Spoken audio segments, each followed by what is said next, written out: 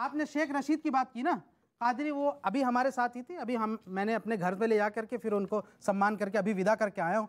पद्मश्री से बड़ा क्या सम्मान? नहीं, बिल्कुल बिल्कुल। पद्मश्री से बड़ा क्या सम्मान होगा? ठीक है, बड़ा एहसान करा उनको, आप घर ले गए। पद्मश्री से बड़ा क्या सम्मान होगा भाई? हमारा सौभाग्य है सर, अभी वो उनको विदा करके मिलने से पहले कभी बुलाया था? सुनिए, ये 2000 सर आप जानते होंगे, सदन में आप हैं, 2017 में सरकार ने एक पॉलिसी निकाली कि अब जो है कोई नॉमिनेशन मिनिस्ट्री या प्राइम मिनिस्टर के ऑफिस से नहीं होगा, बल्कि पब्लिक नॉमिनेट करेगी और वोटिंग सिस्टम होगा। तो उसमें मुसलमान भी, हिंदू भी, सारे धर्म के लोग उसमें लाभान्वित हुए। हाँ, तो ईमानदारी से हुआ ना। यहाँ से अनसंग हीरो है वो आ रहे हैं, ठीक है। ऐसा नहीं है कि पद्मश्री पद्म अवार्ड पहले मुसलमानों, 95 मुसलमानों को यहाँ से पहले भी पद्मश्री पद्म अवार्ड, और 9% और लगभग 16.5% जो है पिछले सरकारों में भी पद्मश्री, पद्म भूषण और पद्म विभूषण मिल चुका है सर। ऐसा कोई नई बात नहीं है। और उन्होंने कहा है क्या 2017 में पॉलिसी निकाली? हाँ, पॉलिसी सरकार किसकी थी भाई? सरकार थी, ठीक है, अच्छी बात है। किसकी? मैंने कहा किसकी? तो क्या मुसलमान कोई खास तौर पर मुसलमान के लिए नहीं? सरकार किसकी थी? अरे बताने में क्या, मुसलमान के लिए नहीं हुई। 2017 में, मैं बताता हूँ, एक सेकंड, 2017 में नरेंद्र मोदी की सरकार थी। अब नरेंद्र मोदी के लिए क्यों बैटिंग कर रहे हैं भाई? कौन अभी करिए, आपने पिछले 1.5 मिनट उन्हीं के लिए बैटिंग कर रहे थे आप। अरे सर, सच को बोलने में बैटिंग नहीं कहते, सच को बोलना बैटिंग नहीं होती, वो सच्चाई होती है। Sudhanshu Trivedi, despite the fact कि आपको यह पता है कि वोट मिलने की संभावना बहुत कम है, परंतु फिर भी ईमानदारी से काम करो। यह होता है सरकार में रह के सबका साथ सबका विकास करना। पर एक बात इन्होंने बहुत पूछा था, इलाका तो मैं पूछना चाहता हूं शोएब जमाई साहब, आप जानकार व्यक्ति हैं इस्लाम के, एक देश बताइए जहां इस्लाम धर्म के सारे फिरके पाए जाते हो। कोई ऐसा देश नहीं, केवल भारत है, कोई मुस्लिम देश नहीं है, चूंकि यह हिंदू मेजॉरिटी का देश है। अब दूसरा बताता हूं, इस देश में जो इलाका मुस्लिम मेजॉरिटी हो जाता है, कश्मीर, वहां चरारे शरीफ जैसी मजार भी जला दी जाती है, और मोहम्मद साहब का मुई मुकद्दस जहां रखा है, वो पवित्र हजरत बल की मस्जिद पे भी आतंकवादियों का कब्जा हो जाता है। सिर्फ जहां जय श्री राम वाले मेजॉरिटी में है, वही दुनिया में एकमात्र इलाका है जहां मस्जिदों में धमाके नहीं होते, जहां निजाम मुस्तफा हो जाता है। Pakistan, Afghanistan, Syria, Libya, Egypt, सब जगह धमाके होने लगते हैं। बताना पड़ेगा आपको, आप सांसद हैं, 10 साल मोदी जी की सरकार रही, हिंदू हृदय सम्राट की आप कह रहे हैं, मुसलमान, ये हिंदू जो है संख्यक हो रहा है, हिंदुओं के साथ अत्याचार हो रहा है, हिंदू इलाकों में ऐसा हो रहा है, मुस्लिम इलाके बन रहे हैं, और हिंदू जो है वो यहाँ से सुरक्षित नहीं है। अरे जब मोदी जी के राज में हिंदू सुरक्षित नहीं है तो लानत मारिए ऐसे यहाँ से सरकार को उखाड़ फेंकिए। देखिए, ये बड़ा बोल रहे हैं, दोबारा हिंदू शब्दों को संभालिए, शब्दों को संभालिए। एक विरोध आ रहा है। ओके, आप जी, मेरा आप तीनों से निवेदन है, राजकुमार जी से, भाटी जी से और अपने जमाई साहब से। जब किसी भी भाजपा शासित राज्य में जब दंगे होते हैं तो आप लोग कोहराम मचा देते हैं, लेकिन जब गैर भाजपा शासित में राज्यों में दंगे होते हैं आराम फरमाते हैं। जी। सुरेंद्र राजपूत, एक वाजिब सवाल आया कि जब बीजेपी शासित राज्यों में कोई दिक्कत होती है, अगर यूपी में दिक्कत होगी, क्योंकि आप खुद लखनऊ से आते हैं, तो योगी आदित्यनाथ जिम्मेदार है, अगर बिहार में दिक्कत हुई है और अगर बंगाल में दिक्कत हुई है, तो क्यों नहीं वहां के सूबे के मुख्यमंत्री जिम्मेदार होते? नीतीश कुमार तो मतलब आप देखिए किस तरह से नीतीश कुमार एक इफ्तार में गए हुए थे और he was celebrating there. Do you think this is right? देखिए, दंगा जहां पर भी हो, उस सरकार की लानत मलामत होनी चाहिए, चाहे वो किसी भी देश की सरकार हो, किसी राज्य की सरकार हो, नंबर 1। नंबर 2, दंगे के ऊपर प्रभावी कार्रवाई होनी चाहिए, और साथ में ये भी पता लगाया जाना चाहिए पूरी तरीके से कि सारे के सारे दंगाई जब पकड़े जाते हैं, वो सारे भाजपाई क्यों निकलते हैं? आप भाजपाइयों के अलावा कोई और दंगाई पकड़ा ही नहीं जा रहा आज की डेट में। सारे के सारे आप देखो, पिस्तौल वाले तो भाजपाई, बल्लम वाले तो भाजपाई, पत्थर उठा के मारने वाला तो भाजपाई। ये सारा का सारा जो खेल तुष्टीकरण का है और उन्हीं जगहों का है जहां पर भारतीय जनता पार्टी कमजोर है। बस देखिए, इन्होंने बिल्कुल सही कहा है। पॉलिटिक्स आप करते, तुष्टीकरण आप कर रहे हैं। इन्होंने कहा जहां दंगा हो, दंगे पे कार्रवाई होनी चाहिए ईमानदारी से, मगर ये वो हैं जब 84 के दंगे के बाद राजीव गांधी जी ने कहा था बड़ा पेड़ गिरता है तो धरती हिलती है, ये कार्रवाई किए थे। और सारे के सारे, अरे बिल्कुल नवंबर 1984 में बोला है, पूरा भाषण पढ़ लो, पूरा यही है, राजनीति छोड़ देना, बिल्कुल मैं राजनीति छोड़ दूंगा। पेड़ गिरता है धरती गिरती। आपने बोला, राजीव गांधी ने बोला, लेकिन किस कंटेस्ट में बोला था? भारतीय जनता पार्टी के किस कॉन्टेक्स्ट में बोला? राजीव गांधी ने जब सिखों का नरसंहार हो रहा था, हमारे सिख भाइयों का नरसंहार हो रहा था, तब ये किस कंटेस्ट में बोला गया था? जब बड़ा पेड़ गिरता है तो धरती हिलती है। बिल्कुल कहा। क्यों कहा? उन्होंने कहा था एक भाषण, जब दंगे शांत हो गए थे उसके 20 दिन बाद का भाषण था। तो क्या मतलब था इसका? पहले हाँ बताइए ना। हमेशा एक बात, अगर आपको भाजपा की बैटिंग नहीं, बेको किसी की बैटिंग नहीं करनी। हाँ जी, उसके बाद एक क्या नाम सेमिनार में बोल रहे थे, सेमिनार में नहीं पब्लिक में था भाई, बोट क्लब की भाषण रैली में था, क्या पूरी बात कर तरीके रहे सुन लीजिए पब्लिक, वीडियो फुटेज अवेलेबल है, वीडियो बचने के फुटेज स्कोप नहीं उठाइए। है। एक सेकंड, लेट हिम कंप्लीट। और या तो आप राजनीति छोड़ दीजिए या मैं छोड़ दूंगा, अगर वो दंगे के हम चाहते हैं आप दोनों रहे, कोई ना छोड़े। झूठ भाजपा बोलती है कि उन्होंने कहा था उन्होंने किस संदर्भ में उन्होंने कहा था कि देखिए दंगे हुए, पहले के सेंटेंस एक बड़ा वो मरा, कौन मरा? क्या नाम? बड़ा वो मरा। क्या मुंह से इंदिरा गांधी का इंतकाल हुआ था। कहा ना, सुधांशु जी अब मूल रूप से राजपाल यादव के रोल में आ गए हैं।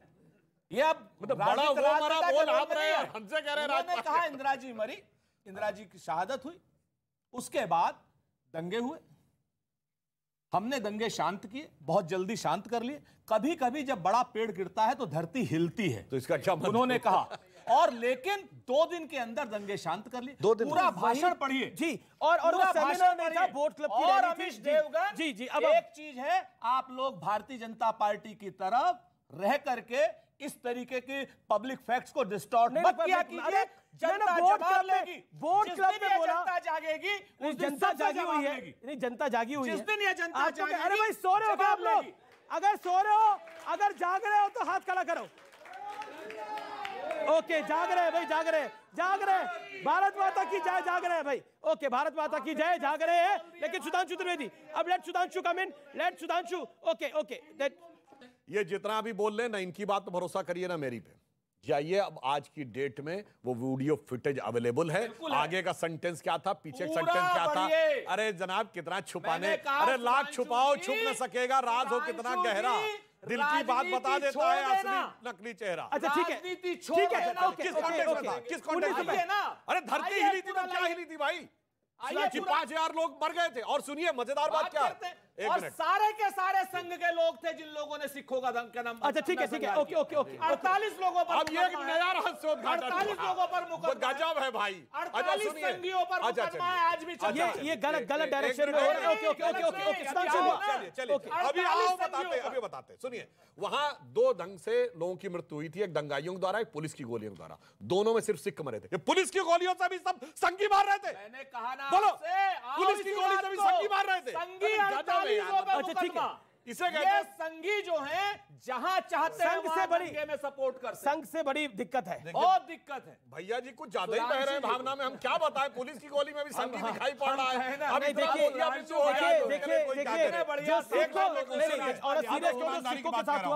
देखिए, हम आपको बात बताएं, जानते क्यों दंगे नहीं होते आज की डेट में? अगर टेक्नोलॉजी का यूज किया जाए तो हमारे राज्यों में क्यों नहीं होते? ऊपर ड्रोन चलता है। क्यों? वो देखता है किस घर में पत्थर है। क्योंकि मैंने माना गुस्से में आदमी कुछ बोल देगा, मान लीजिए हाथ में डंडा भी लिए चला देगा, ये पत्थर कहां से आते हैं? छतों पे रखे हुए। ये अगर कई दिन पहले से नहीं रखे गए होते हैं तो नहीं आते। और जब से ड्रोन चलने लगे और पत्थर दिखा जाने लगा, वो कह रहे ट्रक में आते, ट्रक में आते। सुनिए, ट्रक में आए, दिल्ली में भी सुनिए, एक मिनट, दिल्ली में भी ताहिर हुसैन के घर में पत्थर ही नहीं, एसिड की बोतलें भी थी।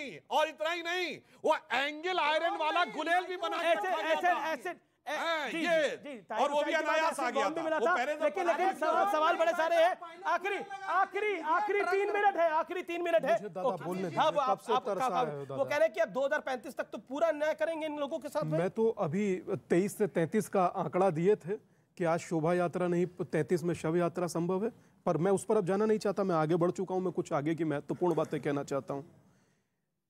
छुआछूत, ऊंच नीच, मतभेद, ये सब समाप्त होना चाहिए, मेरा मानना यह है। और मेरी एक शिकायत अमीश भाई आपके जरिए समूची मीडिया से है।